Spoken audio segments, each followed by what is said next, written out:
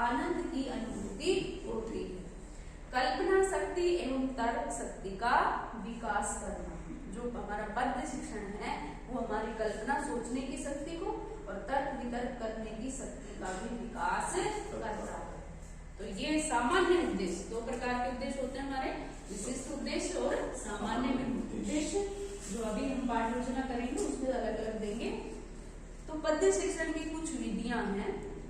कौन कौन सी विधियां हैं जो पद्य शिक्षण में प्रयोग की जाती है? जब हम पद्य शिक्षण करवाते हैं या पद्य का हम अध्ययन करवाते हैं तो इन विधियों का हम प्रयोग कर सकते हैं।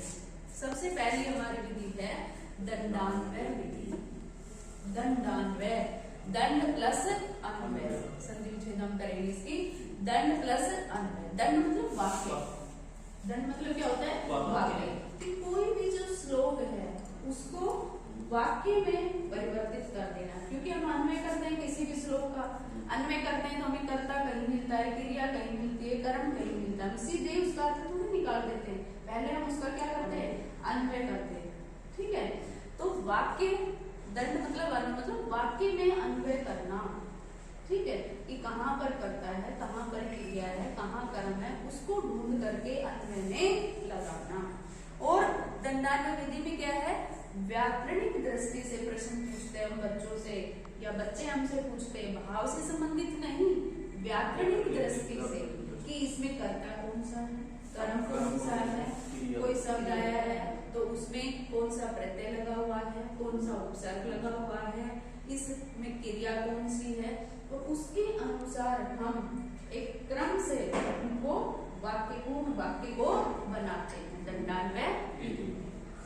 तो ये काम, कोई भी श्लोक होता है उसको वाक्य के रूप में परिपूर्ण करने में इस विधि का प्रयोग किया जाता है। कौन सी विधि का?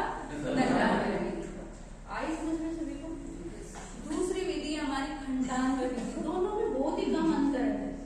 ठीक है, खंडान्वय, भाई खंड टुकड़े है ना, कि हम उन टुकड़ों का जो टुकड़े करके अन्वय करना, उनको मिलाना, ये तो व्याकरणिक दृष्टि से था।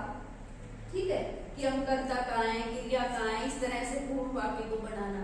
और इसमें क्या होता है, खंडान्वय विधि में क्या होता है, विषय वस्तु से संबंधित, भाव से संबंधित, कि इस श्लोक का अर्थ क्या है, इस श्लोक का भाव क्या है, उससे संबंधित प्रश्न जो छात्र हैं वो हमसे पूछ सकते हैं, या हम छात्रों को उस भाव के संबंध में बताते हैं, या उस विषय वस्तु के बारे में अन्वय करते हैं हम श्लोक का।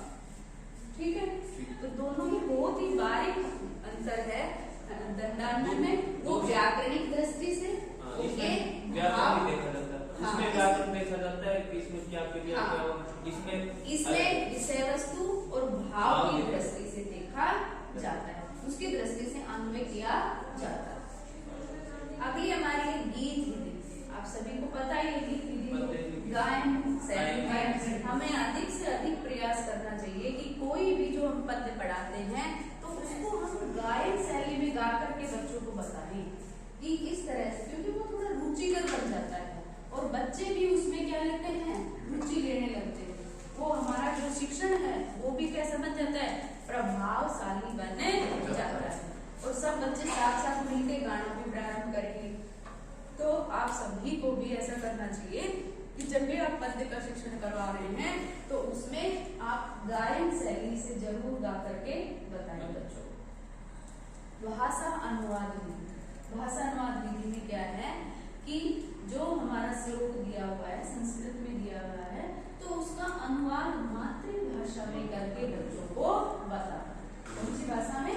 मातृभाषा में, जिससे वो बच्चे समझ सके कि इसका अर्थ क्या है, इस श्लोक का अर्थ क्या है, इस श्लोक का अनुवाद क्या है, इस श्लोक का भाव क्या है। तो उस श्लोक का हम मातृभाषा में अनुवाद करते हैं।